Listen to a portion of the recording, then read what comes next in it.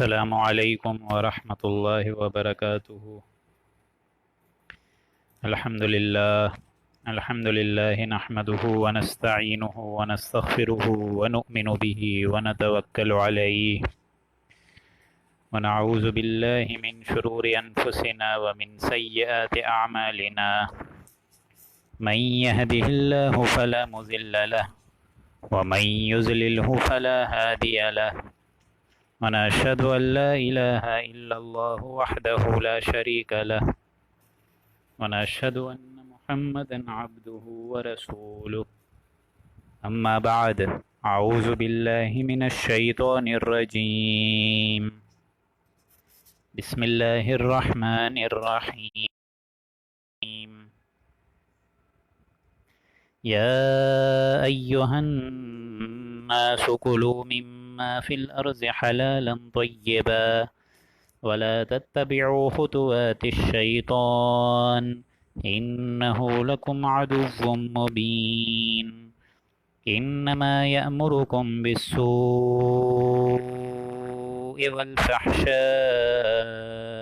وأن تقولوا على الله ما لا تعلمون وَإِذَا قِيلَ لَهُمُ اتَّبِعُوا مَا أَنزَلَ اللَّهُ قَالُوا بَلْ نَتَّبِعُ مَا أَلْفَيْنَا عَلَيْهِ آبَاءَنَا أَوَلَوْ كَانَ آبَاؤُهُمْ لَا يَعْقِلُونَ شَيْئًا وَلَا يَهْتَدُونَ رب اشرح لي صدري ويسر لي أمري واحلل عقدة من لساني يفقهوا قولي اعوذ باللہ من الشیطان الرجیم بسم اللہ الرحمن الرحیم۔ سامعین محترم، آج انشاءاللہ العزیز ہم لوگ 21ویں رکوع کی تلاوت، تفسیر اور اس کے ترجمے پہ غور کریں گے۔ چنانچہ یہ جو ابتدائی آیات آپ لوگ کو سنائی گئی ہیں وہ آیت اسی رکوع مبارکہ کی تھیں، آیت 168، 169 اور 170۔ یہ رکوع مبارکہ 168 سے 176 آیات پر مشتمل ہے، اور اس کا اصل مضمون جو ہے وہ ہے حق، حلال اور حرام کی کمائی کے بیچ میں اصل بنیادی فرق۔ دیکھیں، یہ بات سمجھ لیجئے کہ ابھی جو ہم لوگ سورہ بقرہ کا حصہ کر رہے ہیں، یہ دوسرا حصہ ہے قرآن شریف کی سورہ بقرہ کا۔ جو ابتدائی پہلا حصہ تھا وہ میں آپ لوگ کو بتا چکا ہوں کہ اس میں جو اصل بحث آ رہی تھی وہ تھی سابقہ امت مسلمہ یعنی یہودیوں سے، اہل کتاب سے، تورات، زبور، انجیل کے ماننے والے۔ لیکن اب جو دوسرا حصہ ہے اس میں بالخصوص جامعیت کے ساتھ اور بالکل واضح خطاب جو ہے وہ اہل امت یعنی حضور اکرم صلی اللہ علیہ وآلہ وسلم کی امت، جو موجودہ امت مبارکہ ہے، اس سے خطاب چلے گا۔ اور جس طریقے سے پہلا حصہ سورہ بقرہ کا مشتمل تھا پچھلی قوموں کے واقعات پر، پچھلی قوموں سے مراد یہی یہودی کے واقعات، لہٰذا یہ جو دوسرا حصہ ہے یہ بیسیکلی ڈیپینڈ کرتا ہے 4 چیزوں پہ۔ گویا کہ یہ جو پورا دوسرا حصہ ہے جو کہ 22ویں رکوع سے 40ویں رکوع تک چلے گا، 18ویں رکوع سے بلکہ 40ویں رکوع تک چلے گا، اس میں جو اصل خطاب ہے وہ ہے تو موجودہ امت مسلمہ سے، لیکن اس میں 4 پہلو ہیں، اور وہ 4 پہلو یا 4 گوشے کیا ہیں؟ بیسیکلی 4 لڑیاں ہیں۔ نمبر 1 جو ہے وہ ہے حقوق اللہ، اللہ کا حق، جس میں عبادات ہیں، یہ کرنا حلال ہے، یہ کرنا حرام ہے، نماز، روزہ، کلمہ، زکوٰۃ، حج، یہ ساری چیزیں حلال ہیں، ان کو کرنا ہے، جائز ہے، فرض ہے، یہ ساری چیزیں ہیں۔ تو حقوق اللہ کے بعد آپ لوگ کو مضمون نظر آئے گا حقوق العباد کا، یعنی بندوں، اللہ کی مخلوق کے درمیان معاملات، کس طریقے سے بیوی اور شوہر کا رشتہ جو ہے وہ قائم ہوگا، اسی طریقے سے بھائی بھائی کا رشتہ کس طرح قائم ہوگا، والدین اور بچوں میں کس طریقے سے تمیز ہوگی، یہ حقوق العباد ہیں۔ اور جو تیسری لڑی ہے میں نے آپ لوگ کو بتایا تھا وہ تھی جہاد بالمال، مال سے جہاد کرنا۔ اور جو چوتھی لڑی ہے وہ جہاد بن نفس، اور اسی جہاد بن نفس میں جو اہم چیز ہے وہ ہے انفاق فی سبیل اللہ۔ تو گویا جو چوتھی لڑی ہے وہ ہے انفاق فی سبیل اللہ، یعنی اللہ کی راہ میں جہاد تو اپنی جگہ ہے، بے شک کوشش کرتے رہنا چاہیے اللہ کی راہ میں کہ اللہ تعالیٰ اور سے اور زیادہ سے زیادہ حقیقت کے تمام پردوں کو ہم پر ہٹا کر حقیقت اور اصل ہدایت سے ہم کو آشنا ہی دے۔ تو یہ 4 لڑیاں میں پھر بتا دیتا ہوں، کیونکہ یہ 4 لڑیاں بیسک ہیں اس حصہ دوئم کی، یعنی سورہ بقرہ کی جو دوسرا حصہ ہے اس کا جو اصل کانسیپٹ ہے وہ ان 4 لڑیوں پہ ریوالو کرے گا۔ حقوق اللہ، حقوق العباد، جہاد بالمال جس کو ہم لوگ نے انفاق فی سبیل اللہ کا ہے، اور قتال اللہ کی راہ میں جنگ۔ تو اسی رکوع میں اب آپ لوگ سمجھ لیجئے کہ 18ویں رکوع کے بعد سے یہ سلسلہ چونکہ آغاز ہو چکا تھا، اور اس کا جو اصل پس منظر تھا وہ تحویل قبلہ تھا، لہٰذا اب 21ویں رکوع میں آپ لوگوں کو ان تمام لڑیوں میں سے ایک لڑی نظر آ رہی ہے، جو کہ اصل ہے کہ معاملات میں انسان کی جو قبائلی اور عائلی زندگی ہے اس میں کچھ ایسے معاملات ہوتے ہیں جہاں پہ حق، حلال اور حرام میں انسان کو فرق کرنا پڑتا ہے۔ حلال کیا چیز ہے، اور اللہ تعالیٰ نے حلال کا جو کانسیپٹ ہمیں سکھایا ہے وہ کیا ہے، وہ اب آپ لوگ کو اس آیات میں سمجھ آئے گا۔ بسم اللہ الرحمن الرحیم۔ یا ایھا الناس، اے لوگوں۔ میں نے آپ لوگوں کو بار بار بتایا ہے کہ جہاں قرآن لوگوں کی طرف ریفر کرتا ہے اس میں بھی شمار ہوں، آپ بھی شمار ہیں، گویا کہ تمام روئے انسانی پہ جتنے انسان ہیں ان کو اللہ تعالیٰ یہاں مخاطب کر کے فرما رہا ہے، یا ایھا الناس، اے لوگوں، کلوا مما فی الارض حلالا طیبا، جو بھی چیزیں ہیں زمین میں لیکن حلال اور طیب یعنی پاک چیزیں، ان کو کھاؤ پیو، مطلب جتنی حلال چیزیں ہیں کھاؤ پیو، اور اس میں یہ بھی ایک اشارہ ہے کہ جتنی حرام چیزیں ان سے بھی رک جاؤ۔ ایک بات یہاں میں واضح کرنا چاہتا ہوں کہ اگر آپ لوگ کو وہ واقعہ یاد ہو پچھلے سے پچھلے ہفتے، بلکہ ابتدائی ہفتے میں جون کے جب ہم لوگ نے یہ درس قرآن کا آغاز کرا تھا، اس میں جب وہ رکوع آیا تھا جہاں پہ حضرت آدم اور ابلیس کا واقعہ تھا، تو وہاں پہ ایک آیت بڑی خوبصورت تھی کہ اللہ تعالیٰ نے تمام جو جنت کے باغات ہیں اور اس کے تمام جو پھل ہیں وہ تمہارے لیے حلال ہیں سوائے اس درخت کے، اس درخت کے قریب تک نہیں جانا، اگر تم اس درخت کے قریب گئے تو تم ظالموں میں سے ہو جاؤ گے، تکون من الظالمین۔ چنانچہ ہوا یہ کہ ابلیس نے، شیطان لعین نے، جس کا اصل نام تھا عزازیل، اس نے ان کو بہکایا، فَأَخْرَجَهُمَا مِمَّا كَانَا فِيهِ، یہ آیت آپ لوگوں نے پڑھی تھی سورہ بقرہ کے آغاز میں ہی، کہ حضرت آدم کو اس پھل کے کھانے کی وجہ سے نکلوا ہی دیا اس شیطان لعین نے حضرت آدم علیہ السلام کو اس حالت میں جس میں وہ تھے، یعنی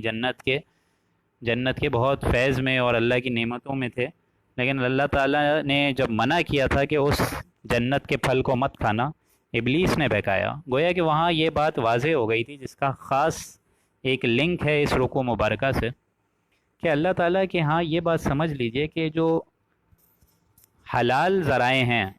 ان کا دائرہ بہت وسیع ہے، بہت بہت اسپیشیس ہے، یعنی حلال چیزیں اللہ تعالیٰ نے کھول کھول کے ساری بتا دی، یہ حلال ہے، یہ حلال ہے، یہ حلال ہے، جانوروں میں بھی ہم لوگ کو سکھا دیا یہ حلال ہے، ابھی اس کی آگے تفسیر آ جائے گی، لیکن جو اصل اللہ کی طرف سے آرڈر ہے وہ یہ ہے کہ حلال کا جو ذرائع کا ذریعہ ہے، جتنی حلال چیزیں ہیں زمین میں اللہ تعالیٰ نے ان کو خوب کھولا ہوا ہے۔ پوری دنیا میں اگر 210 ممالک ہیں تو کسی بھی جگہ جا کے آپ کسی بھی عورت سے، مسلمان عورت سے شادی کر سکتے ہیں آرام سے، اور 1 نہیں، 2 نہیں، 3 نہیں، بلکہ 4 کی اجازت ہے۔ تو یہ تو حلال ذرائع اللہ تعالیٰ نے کھولے ہوئے ہیں، لیکن اگر اس کے باوجود انسان نکاح نہ کرے اور زنا میں منہ مارے تو یہ گویا کہ اس کی پرسنل چوائس ہے، جس پہ اللہ اس کی پکڑ کرے گا۔ اسی طریقے سے تمام تجارت حلال ہے، چاہے آپ ریڑھی لگا لیں، چاہے آپ ڈاکٹری کا کام کریں، انجینئرنگ کا کام کریں، تمام سارے تجارت کے ذرائع اصولاً اور عموماً تو عام طور پہ حلال ہیں ہم سب کے لیے، لیکن اگر اس کے باوجود انسان سود میں منہ مارے تو یہ بھی اسی کی پرسنل چوائس ہے، لیے اللہ تعالیٰ اس کو اکاؤنٹ۔ تو یہ بات سمجھ لیجئے کہ حلال کا جو دائرہ ہے اللہ کے نزدیک وہ بہت وسیع ہے۔ تو یہاں اللہ تعالیٰ نے ایک کیٹیگوریکل اسٹیٹمنٹ دی ہے کہ اے لوگوں، یا ایھا الناس، اے لوگوں، میں پھر بتا رہا ہوں کہ جہاں لوگوں کی طرف اللہ ریفر کرتا ہے تو سمجھ لیجئے بہت ایک بڑی بات اللہ تعالیٰ بتا رہے ہیں، اور وہ بڑی بات کیا ہے کہ زمین میں جو چیزیں شرعی حلال ہیں، یعنی شریعت کے لحاظ سے حلال ہیں اور پاک ہیں، ان کو کھاؤ۔ اب دیکھیں یہی مسئلہ ہوتا ہے نا کہ اگر انسان پاک چیزیں بھی نہ کھائے تو یہ جو پوری پینڈیمک ہوئی ہے وہ کہاں سے ہوئی ہے؟ یہ بیٹس کھائیں گے، ریٹس کھائیں گے اور ڈاگس کھائیں گے، تو یہ کیا پھر اس کا اینڈ کیا ہوگا؟ یہاں اللہ تعالیٰ کا دیکھیں کلام کتنا پاک ہے، اور لوگوں کو مخاطب کر کے کہا ہے۔ لوگوں سے مراد یہی ہے کہ اگر کوئی بھی کھائے گا تو ایسی وبائی بیماریاں جنم لیں گی۔ تو اللہ تعالیٰ کہہ رہا ہے بھائی حلال چیزیں کھاؤ، پاک چیزیں کھاؤ، ایسی حرام چیزیں اور ناپاک چیزوں میں کیوں منہ مار رہے ہو؟ وَلَا تَتَّبِعُوا خُطُوَاتِ الشَّيْطَانِ، اور دیکھو شیطان کے نقش قدم پر مت چلنا۔ اچھا یہ بات بھی سمجھ لیجئے، یہ بات مجھے پہلے بتا دینی چاہیے تھی کہ یہ اللہ تعالیٰ حلال چیزوں کے بارے میں اتنا تاکید پورے نوع انسانی کو کر کے کیوں بتا رہے ہیں؟ اس کا ذکر آگے نظر آئے گا آپ لوگوں کو سورہ انعام میں، ابھی کچھ ہی دور ہے وہ، لیکن اس میں سمجھ لیجئے وہاں پہ عربوں کا ایک رواج تھا، اور وہ رواج کیا تھا جزیرہ نمایاں عرب کے لوگوں کا، کہ وہ بتوں کے نام پر کچھ جانوروں کو چھوڑ دیتے تھے۔ یعنی کوئی سانڈ ہے اس کو کھلا چھوڑ دیا، کسی جانور کے کان چیر دیے ہیں کہ یہ حلال بت ہے، حلال بت کے لیے یہ نامزد کر دیا ہم نے، فلاں دیوی کے لیے، لات عزا کے لیے، اس کو آج کے بعد کوئی نہیں چھوئے گا، ٹھیک ہے، اس کے ساتھ کوئی کچھ نہیں کر سکتا، اس کا گوشت نہیں کھا سکتا، اس کے اوپر کوئی سواری نہیں کر سکتا۔ یہ رواج ان کے ہاں موجود تھا، اور اس کے رواج کے ابھی بھی آپ لوگ دیکھیں گے کچھ جگہوں پہ ایسے ریزیڈول ایفیکٹس موجود ہیں۔ آج بھی ایسی ہندوانہ رسمیں ہیں جو کہ بھیٹ چڑھاتی ہیں باقاعدہ ایسے جانوروں پہ۔ تو یہ ایک تو طریقے سے بتایا جا رہا ہے کہ یہ آباء و اجداد کی رسمیں تو ہیں، موجود ہیں، لیکن انسانوں کو یہاں پہ خطاب کر کے بتایا جا رہا ہے کہ آباء و اجداد کی رسمیں اتنی آسانی سے نہیں چھوٹی جاتی، اتنی آسانی سے نہیں چھوڑ سکتا انسان۔ اور یہی دیکھیں آباء و اجداد کی رسموں میں سے ایک رسم ہے جہیز۔ آج بھی جیسے آپ لوگ کو معلوم ہے جہیز کی لعنت چل رہی ہے، تو اثرات گویا کہ باقی رہتے ہیں، ٹھیک ہے، وہ چلتے رہتے ہیں۔ تو یہ رواج تھا مشرکین عرب میں کہ وہ یہ اس طریقے کا ایک بیہودہ کام کرتے تھے، لیکن اللہ نے یہاں اس کام سے روک دیا کہ حلال چیزیں کھاؤ، طیب چیزیں کھاؤ، پاک چیزیں کھاؤ۔ ایسی جانوروں کی حرکتیں کیوں کر رہے ہو کہ جن جانوروں کو تم ایسے بتوں کے نام پہ چھوڑ رہے ہو جن کا اللہ نے کوئی حکم نہیں دیا ہے؟ اور آگے اللہ تعالیٰ بتا رہے وَلَا تَتَّبِعُوا خُطُوَاتِ الشَّيْطَانِ، اور شیطان کے نقش قدم پہ مت چلنا۔ جہاں کہیں آپ لوگوں کو شیطان کا ذکر آئے گا یہ لفظ آپ لوگ لکھ لیجئے، نوٹ کر لیجئے، تَتَّبِعُوا خُطُوَاتِ الشَّيْطَانِ کا لفظ اکثر و بیشتر مقامات پہ آپ لوگوں کو قرآن شریف کے نظر آئے گا۔ دیکھیں ایک ہوتا ہے شیطان کی پیروی کرنا،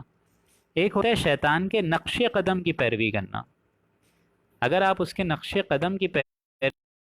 تو ایک چیز اور وہ شیطان مزین کر کے اور آپ کی نگاہوں میں خوب بڑھا چڑھا کر دکھائے گا، پھر ایک گناہ کریں گے وہ اور گناہ، مطلب گویا کہ ہر گناہ آپ کی نظر میں آسان ہوتا رہے گا۔ فرض کریں اگر کوئی حرام کمائی کھا رہے، اگر اس کو کھانے کی اتنی عادت ہو جائے تو وہ رشوت بھی دینا شروع کر دے گا، پھر دوسرے سود کے کام بھی شروع کر دے گا، پھر لوگوں کا مال ناحق بھی کھائے گا۔ تو یہ اسٹارٹ میں ہی اللہ تعالیٰ کہہ رہا ہے کہ شیطان کے نقش قدم پہ نہیں چلنا ہے، یہ بات واضح ہے۔ اِنَّهُ لَكُمْ عَدُوٌّ مُّبِينٌ، اور بے شک وہ تمہارا کھلا دشمن ہے۔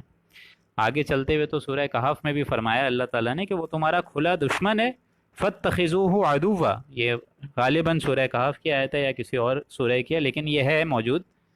کہ فَاتَّخِذُوهُ عَدُوًّا، کہ بے شک وہ تمہارا دشمن ہے اور اس کو اپنا دشمن ہی سمجھو۔ آگے چلتے ہوئے آپ لوگوں کو سورہ اعراف میں ایک اور چیز نظر آئے گی، ایک اور آیت خوبصورت نظر آئے گی کہ شیطان کو اپنا دشمنی سمجھو، ایسا نہ ہو کہ اس نے جس طرح تمہارے آباء و اجداد کو جنت سے نکلوا دیا، گویا کہ حضرت آدم علیہ السلام کو، ایسا نہیں ہو کہ روز قیامت وہ تمہیں بھی محروم کر دے اللہ کی رحمت سے۔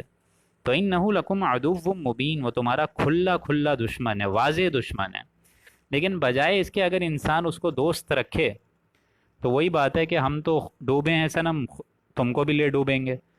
اگر ایک بلی کی دم کٹ جائے وہ چاہے گی کہ دوسری بلیوں کی دمیں سلامت رہے، وہ چاہے گی سب کی دمیں کٹ جائے، تاکہ وہ خود جہنم کا ایندھن تو بن چکی ہے۔ یعنی یہ جو شیطان ہے وہ تو خود وہ چاہ یہ رہا ہے کہ نوع انسانی سے جو اس کو عداوت ہے کہ میں تو اب ڈوب چکا ہوں، اب میں کسی رحمان کے بندے کو جنت میں کوشش کروں گا کہ اس کو جنت میں جانے سے روکوں اور اپنے ساتھ ساتھ جہنم میں ڈالوں۔ تو اللہ تعالیٰ یہاں کیٹیگوریکل اسٹیٹمنٹ بتا رہے ہیں کہ وَلَا تَتَّبِعُوا،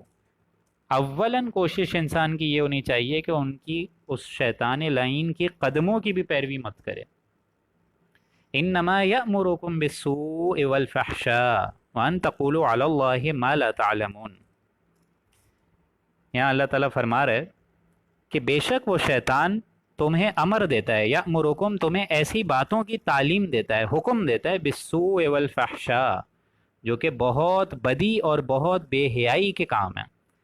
یعنی بہت گندے گناہوں کی طرف انسان کی ذات کو اور انسان کی طبیعت کو آمادہ کرتا ہے، اور والفحشاء، اور بہت گندی چیزوں کی طرف۔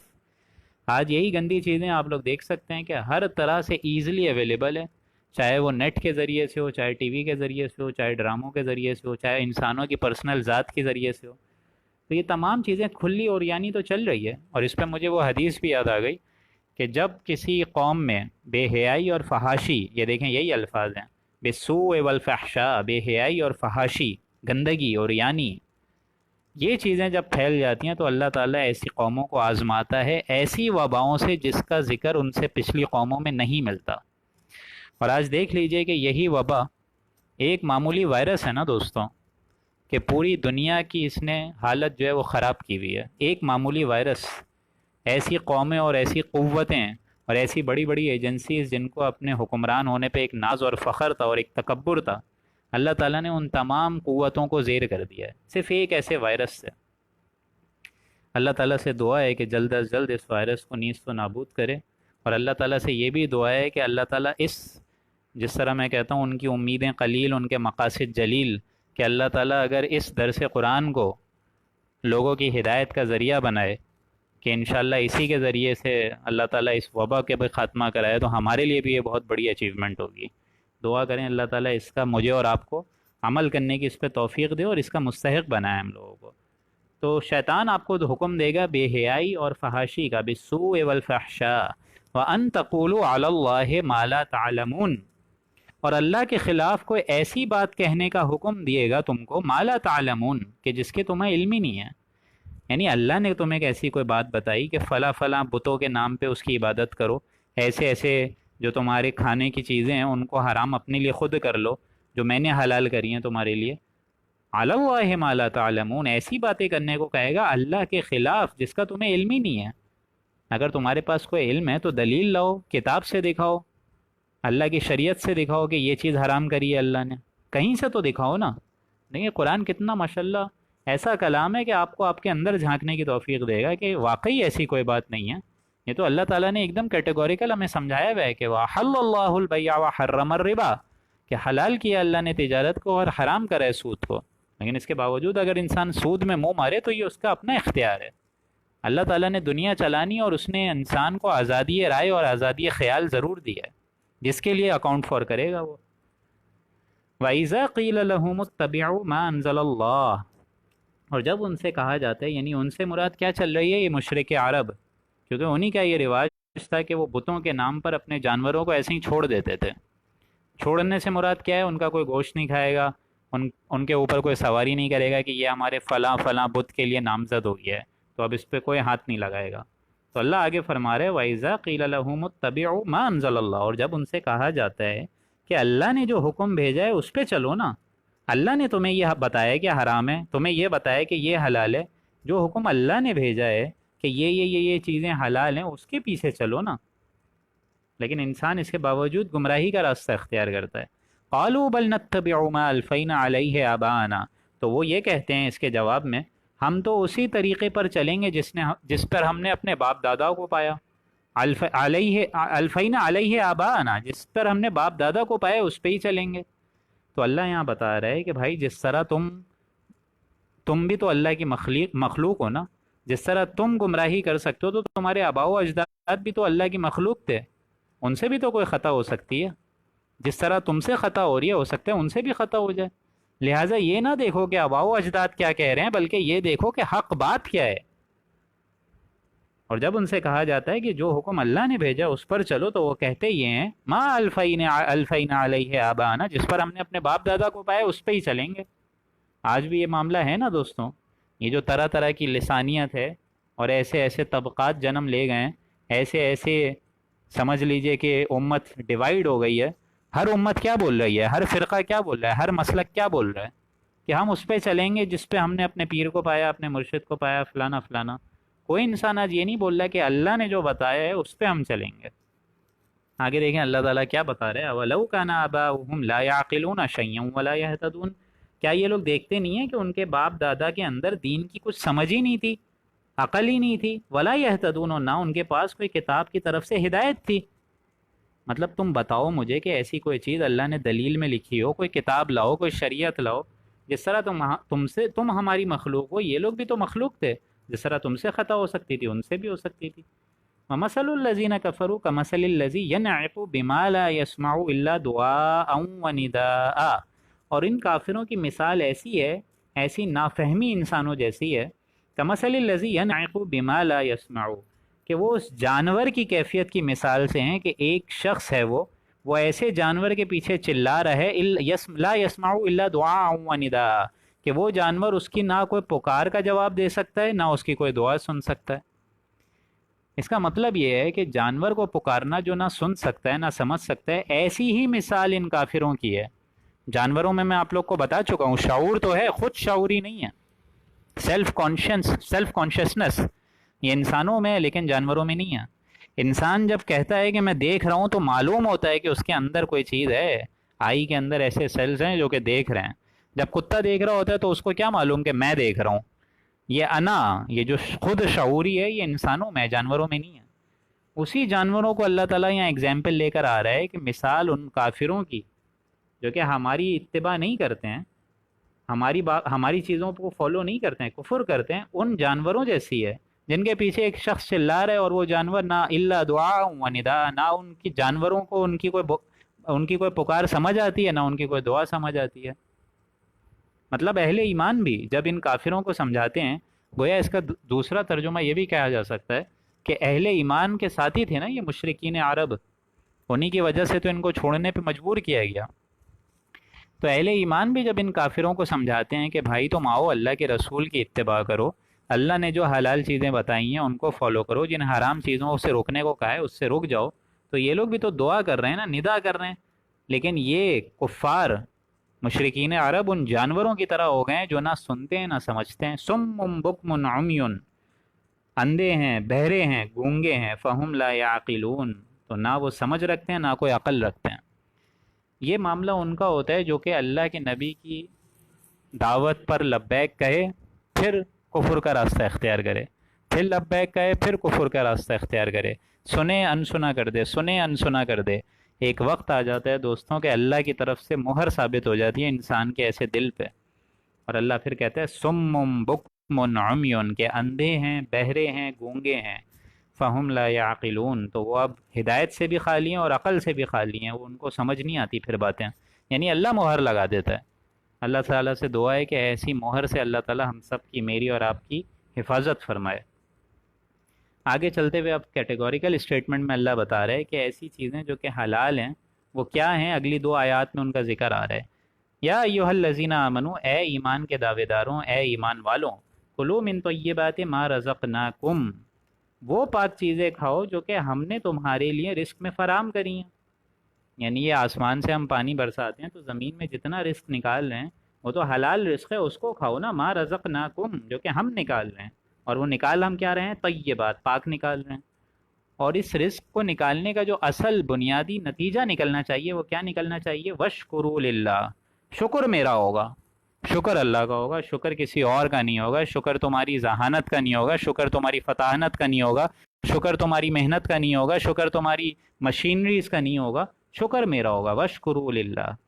ان کنتم ایاہ تعبدون، اگر تم خالصتاً عبادت والے ہو تو شکر میرا ہی کرو گے،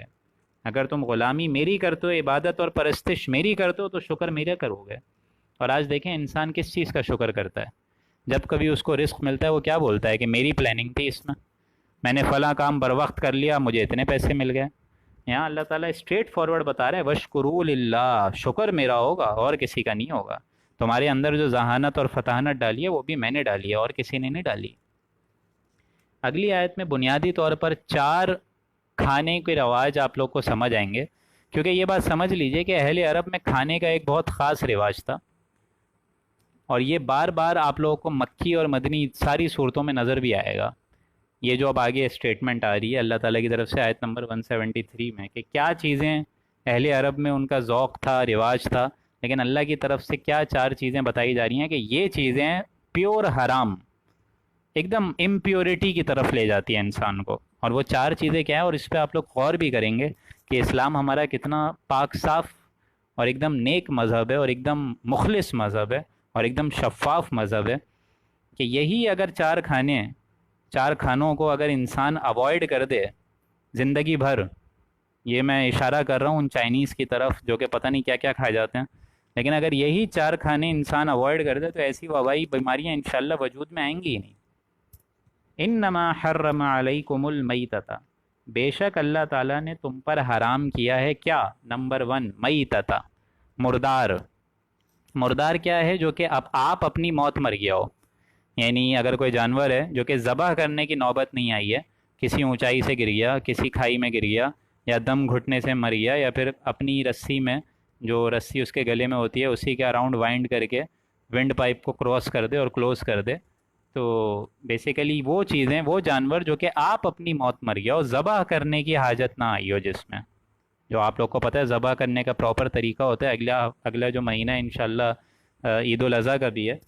تو یہ جو پراپر طریقہ ہے، اس کے علاوہ مردار جو ہے، جو آپ اپنی موت مری گیا ہو، وہ حرام ہے۔ والدمہ، اور خون، نمبر ٹو کیا ہے؟ خون۔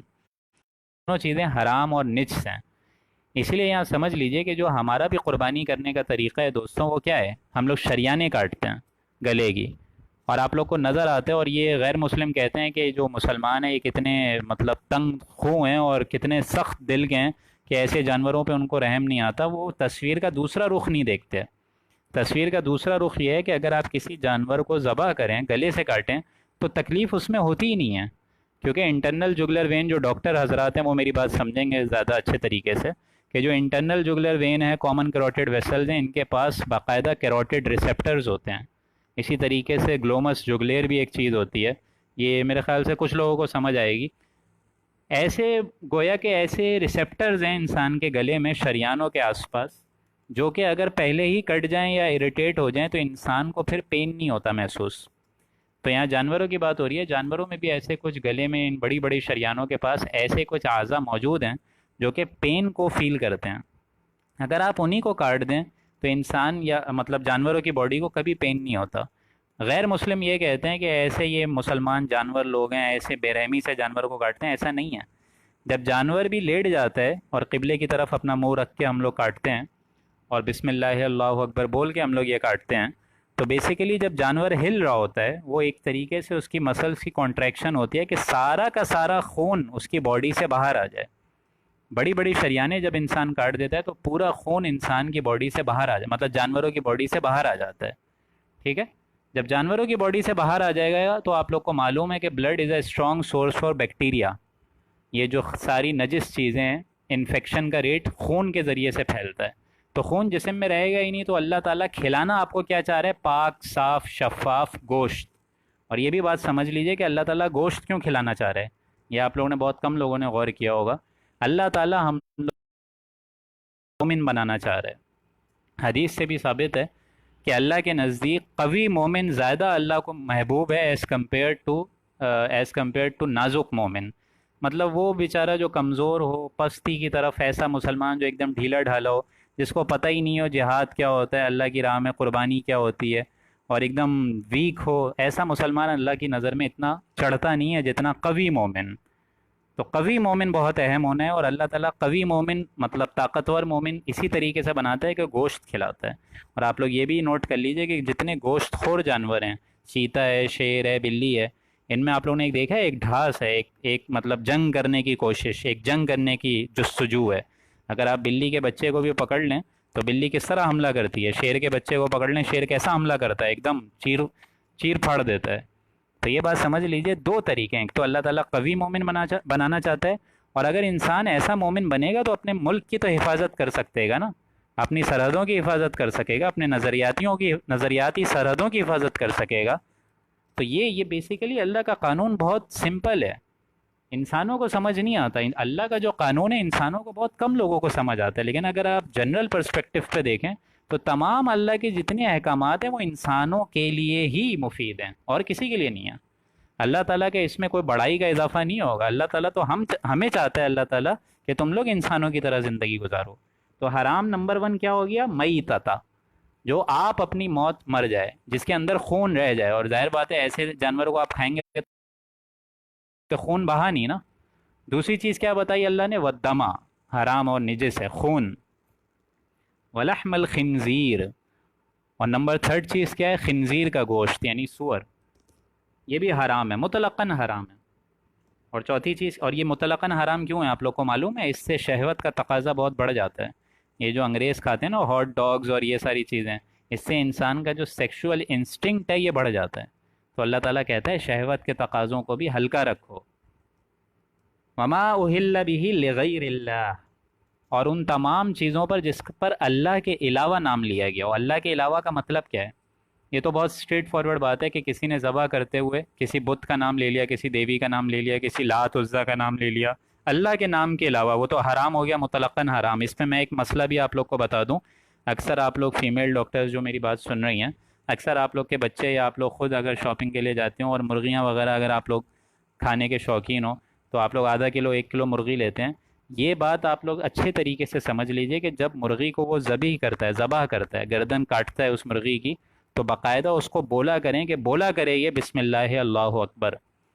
کہ میں اللہ کے نام سے شروع کرتا ہوں، ذبح کرتا ہوں، جو کہ بہت بڑا ہے۔ اگر وہ اس قربانی کی دعا نہیں پڑھے گا یا نیت نہیں کرے گا تو وہ پورا جانور حرام ہو جائے گا انسان کے لیے۔ اب آپ لوگ وہمی مت ہو جائیے گا کہ جتنا ہم نے کھایا پتہ نہیں اس پہ اللہ کا نام لیا گیا یا نہیں لیا گیا، لیکن اب میں آئندہ آپ لوگوں کو بات بتا رہا ہوں کہ اگر انسان اس پہ اللہ کا نام نہ لے تو یہ پورا جانور حرام ہو جاتا ہے۔ اور یہی بات میں بار بار چلا کے بقرعید میں ہر جگہ بتاتا بھی ہوں۔ جب قربانی آتی ہے یہ لوگ جو آتے ہیں کیا کہتے ہیں اس کو کاٹنے والے، کسائی، یہ جو جتنے کسائی ہوتے ہیں ان کو بولا کریں کہ آپ دعا پڑھا کریں بآواز بلند، اور لوگوں کو چاہیے کہ ان کو یاد کروائیں، دعا بولنا چاہیے، کیونکہ ان لوگوں کے جو کسائی ہوتے ہیں ان کے منہ میں پان وغیرہ ہوتا ہے، ٹھیک ہے؟ تو آپ لوگ ان سے کہا کریں پہلے پان تھوکیے اس کے بعد یہ دعا پڑھیں، کیونکہ اگر آپ وہ دعا نہ پڑھوائیں گے تو وہ پورا جانور جس کو آپ نے 10 دن 20 دن پالا ہے وہ حرام ہو جائے گا۔ یہاں اسٹریٹ فارورڈ بات ہے کہ اہل بہ لغیر اللہ، کہ جس پر اللہ کے علاوہ کسی کا نام لیا گیا ہو، یعنی بت، لات، عزیٰ، یا نام ہی نہ لیا گیا ہو۔ اور دوسرا اس کا مقصد یہ ہے کہ کسی اللہ کے علاوہ کسی ایسے بزرگ کا قرب حاصل کرنے کے لیے اس کو کسی مزار پر کاٹا جائے، کسی ایسی جگہ پر کاٹا جائے جہاں پہ کوئی مزار ہے یا بزرگ ہے، کوئی اس طریقے کے کوئی خاص قبر ہے جہاں پہ اس کا کوئی خاص تقرب حاصل کرنے کے لیے اور اس سے کوئی قرب حاصل کرنے کے لیے۔ اور اگر پوچھا جائے اس سے کہ بھائی یہاں کیوں کاٹ رہے ہو، اپنے گھر کیوں نہیں کاٹ رہے ہو، تو کہے گا بھائی اس قبر کا قرب حاصل کرنے کے لیے۔ تو یہ بھی حرام ہے، مطلقاً حرام ہے۔ بھائی اگر اللہ کے لیے کاٹ رہے ہو تو گھر پہ بھی تو کاٹ سکتے ہو، یہاں لانے کی کیا ضرورت ہے؟ کسی آستھان پہ لانے کی کیا ضرورت ہے؟ کسی مزار پہ لانے کی کیا ضرورت ہے؟ تو یہ چار چیزیں آپ لوگ کو ایم شور سمجھ آ گئی ہوں گی۔ نمبر 1 کیا بتائی میں نے؟ مردار، نمبر 2 خون، نمبر 3 سور کا گوشت، اور نمبر 4 ایسا کوئی بھی جانور جس پر اللہ کے علاوہ کسی کا نام لیا گیا ہو۔ اب آگے دیکھیں کتنی ایک اللہ کی طرف سے حکمت آ رہی ہے نظر، آپ لوگ کو سن کے بھی تعجب ہوگا۔ فَمَنِ اسْتُرَّ غَيْرَ بَاغٍ وَلَا عَادٍ فَلَا إِثْمَ عَلَيْهِ، اگر کوئی شخص مستر ہو جائے، بے چین ہو جائے، جان پر آ جائے کہ کوئی چیز کھانے کو نہیں ہے، فرض کریں صحرا میں پھنس گیا، آئلینڈ میں پھنس گیا، کوئی چیز نہیں ہے کھانے کو، اب کیا کیا جائے؟ تو اللہ تعالیٰ کیا بتا رہے ہیں؟ فلا اسم علیہ، تو ایسی چیزیں بھی کھا سکتا ہے، کوئی گناہ نہیں ہے۔ صرف جان بچانے کی نیت ہو اگر تو کھا سکتا ہے، لیکن اس کے ساتھ ساتھ 2 شرطیں ہیں۔ غیر باغن، اولاً تو اس کے دل میں اس کے لیے کوئی میلان نہ ہو، مطلب اس حرام شے کی طرف کوئی رغبت نہ ہو، اٹریکشن نہ ہو، جو حد ہے جان بچانے کے لیے اس سے آگے نہ بڑھے، ولا عاد، اور آگے نہ بڑھے، یعنی جتنی اگر 25% گوشت کھا کے جان بچائی جا سکتی ہے تو 26% بھی نہ کھائے، جو جان بچانے کی ناحد مطلب حد گزیر ہے، لمٹ ہے، اس سے آگے نہ بڑھے، اس سے آگے نہ کھائے کہ بس کھائے جا رہے ہیں، مزہ لیے جا رہے ہیں، یہ نہیں۔ فلا اسم علیہ، تو ایسے شخص پر کوئی گناہ نہیں ہے، ہم اس کو معاف کر دیں گے۔ ان اللہ غفور الرحیم، اور بے شک میں تو ہوں ہی معاف کرنے والا، غفور بھی ہوں، رحیم بھی ہوں۔ ان الذین یکتمون ما انزل اللہ من الکتاب ویشترون به ثمنا قلیلا، آگے چلتے ہوئے اللہ فرما رہے ہیں کہ بے شک وہ لوگ جو کہ چھپاتے ہیں، کیا چھپاتے ہیں؟ ما انزل اللہ من الکتاب، اس چیز کو جو کہ ہم نے نازل کری ہے اپنی کتاب میں، ویشترون به ثمنا قلیلا، اور اس کو معمولی چیزوں پر بیچ دیتے ہیں، قلیل چیزوں پر بیچ دیتے ہیں۔ یہ گویا کہ میرے لحاظ سے یہاں پہ خطاب ہو رہا ہے ان بڑے بڑے عالم کا جو اہل کتاب کے علماء تھے، علماء یہود، ان پہ بھی یہ چیزیں بتائی گئی تھیں کہ یہ حرام ہے یہ حلال ہے، اہل مشرکین والوں کو بھی یہ باتیں بتائی گئی تھیں کہ یہ حلال ہے یہ حرام ہے، اور قرآن والوں کو بھی یہ باتیں بتائی جا رہی ہیں کہ یہ حلال ہے یہ حرام ہے، لیکن اس کے باوجود اگر وہ لوگ چھپائیں اس چیز میں سے، یعنی یہ حکم ہے نا اللہ کا، اس کو چھپائے پھر رہے ہیں، ما انزل اللہ من الکتاب، وہ حکم جو کہ اللہ نے کتاب میں نازل کر دیا، تمہیں بتا دی نا یہ چاروں چیزیں حرام ہیں، وَيَشْتَرُونَ بِهِ ثَمَنًا قَلِيلًا، اس کے باوجود اگر کوئی شخص کہہ دے کھلم کھلا عالم، ایسے بیچارے جاہل لوگوں کو بتا دے جن نے حلال حرام کے بجائے حلال قرار دیا ہے، معاذ اللہ ثم معاذ اللہ، وَيَشْتَرُونَ بِهِ ثَمَنًا قَلِيلًا، اور بیچ دیتے ہیں اپنے آپ کو حقیر چیزوں پہ، اللہ کے احکامات کو ایسی گھٹیا چیزوں کے لیے بیچ رہے ہو۔ گھٹیا چیزیں کیا ہے؟ کچھ رشوت طلب ہوگی نا، کچھ پیسے طلب ہوں گے، اور کیا ہے؟ اپنے معیارات، اپنی چودراہٹ، اپنی مسندیں، اپنے معیارات، یہی سب چیزیں توقع ہوں گی نا، یہی سب چیزیں پیش نظر ہوں گی، اور کیا ہوگی؟ آگے دیکھیں کتنا سخت انداز اللہ کی طرف سے آ رہا ہے ایسے لوگوں کے لیے جو یہ ایسی حرکت کریں گے۔ اولئک ما یأکلون فی بطونہم الا النار، ایسے لوگ اپنے پیٹوں میں اور کچھ نہیں بھر رہے سوائے آگ کے، جہنم کی آگ کے۔ ابھی یہ آگ ان لوگوں کے پیٹوں کے اوپر گری ہے، روز قیامت ضرور دے گی۔ ابھی تو ان لوگ کو لگ رہا ہے نا یہ جو رشوتیں کھا کھا کے ایسے فتوے دے رہے ہیں، لیکن ابھی یہ تپش محسوس نہیں ہو رہی ہے، لیکن اللہ تعالیٰ نے یہاں بتائی ہے اسٹریٹ فارورڈ بات، ما یاکلون فی بطونہم الا النار، ایسے لوگ اپنے پیٹوں کے اندر وہ انگارے بھر رہے ہیں، بڑے بڑے انگارے بھر رہے ہیں، جہنم کے بڑے بڑے انگارے بھر رہے ہیں، ان کو معلوم نہیں ہو رہا ہے۔ ولا یکلمہم اللہ،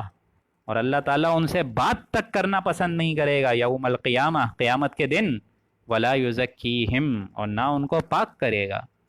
تم نے دنیا میں پاکی اختیار کری، تم نے دنیا میں پاک کو ناپاک سے مکس کرا نا، تو آج میں بھی تم کو پاک نہیں کروں گا۔ ولا یزکیہم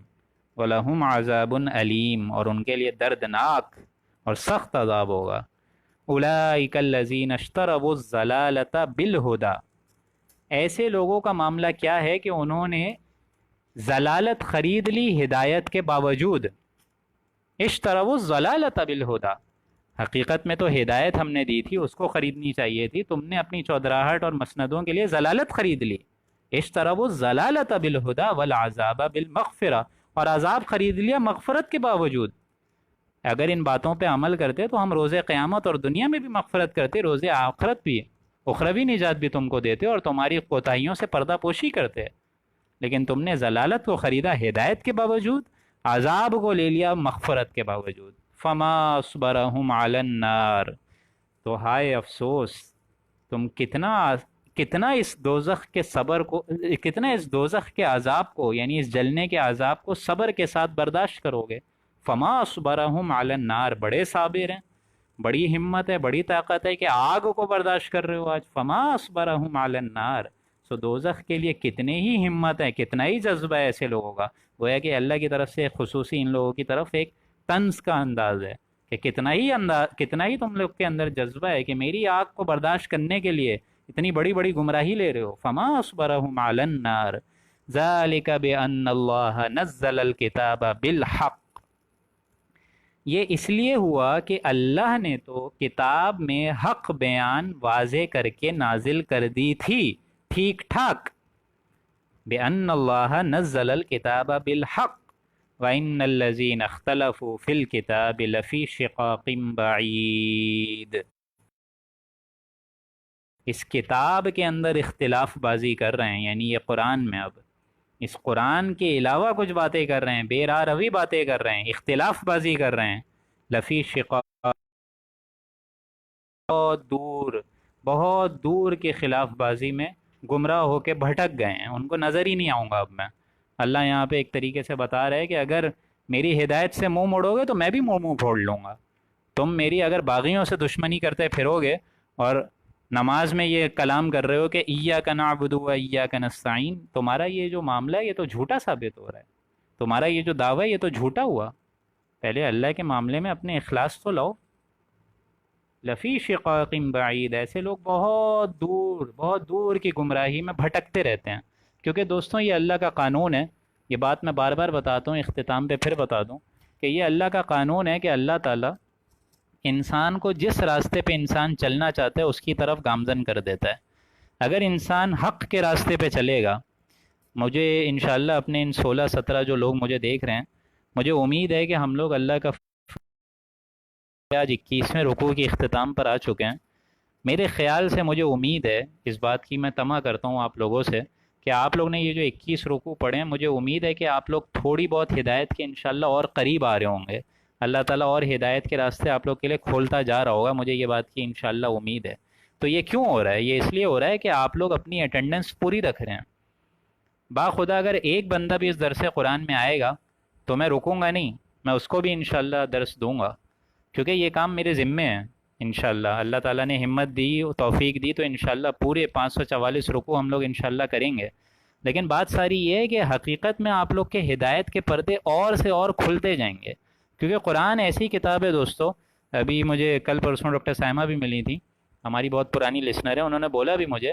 کہ ایسا لگتا ہے کہ قرآن میں ہی سارے کے سارے ان مسائل کا حل ہے جو کہ آج امت محمدی کو پیش آ رہے ہیں۔ تو اس قرآن میں گویا کہ تمام مسائل، گویا کہ آج کا مسلمان اگر اس قرآن کو پڑھے گا، یہ اعجاز کا معاملہ ہے قرآن کا، کہ 1400 سال پہلے بھی جس نے پڑھا وہ بھی سوچتا تھا کہ آج مجھے جو مسئلے پیش آ رہے ہیں گویا کہ ان کا علاج ہے اس قرآن میں، اور آج 1400 سال کے بعد بھی میں اور آپ پڑھ رہے ہیں تو ہمیں معلوم ہو رہا ہے کہ گویا کہ وہ تمام مصائب، جو تمام تکالیف، جو تمام پریشانی جس سے پوری نوع انسانی گزر رہی ہے، گویا کہ ان کا علاج اس قرآن میں ہے۔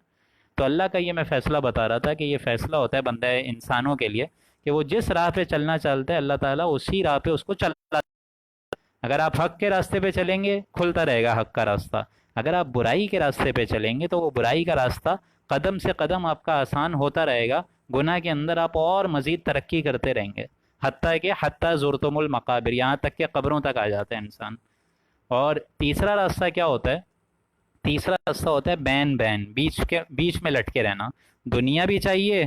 آخرت کو بھی جانے نہیں دینا چاہتے، یا آخرت بھی چاہیے، دنیا کو بھی ہاتھ سے نہیں جانے دینا چاہتے۔ تو اللہ تعالیٰ بھی کیا کرتا ہے ایسے لوگوں کو، ہم ہدایت کے راستے اب مزید نہیں کھولیں گے۔ تو یہ اللہ سے دعا ہے، اور یہی 3 طبقات قرآن کے شروع میں ہی بتائے گئے ہیں۔ اگر آپ لوگ نوٹ کریں پہلا رکوع قرآن شریف کا، یہی 3 طبقات بتائے گئے ہیں، ایک حق والا، ایک ناحق ناانصاف والا، اور نمبر 3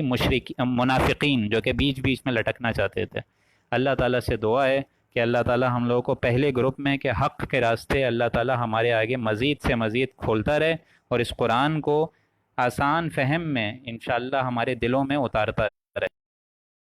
لکم فی القرآن العظیم ونفعنی وإیاکم بالآیاتہ والذکر الحکیم، صدق اللہ العظیم۔